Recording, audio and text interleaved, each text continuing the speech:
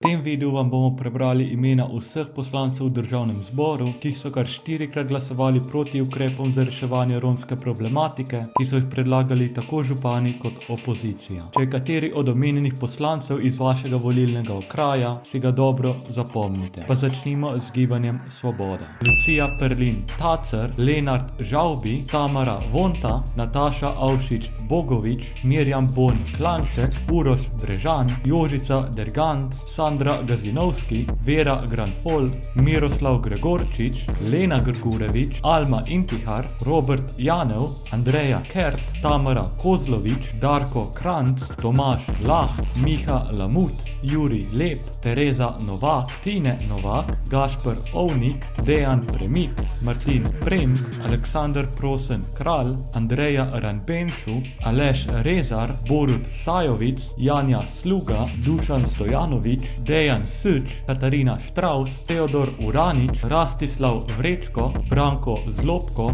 Sara Žibrat, Andreja Živic in Jernej Žnidaršič. Iz vrst Levice imamo sledeče: Tatjana Grajf, Milan Jakopovič, Miha Kordiš in Matej Tašner Vatovec. In še iz vrst Socialnih demokratov imamo Mejro Hot in Jonas Žnidaršič.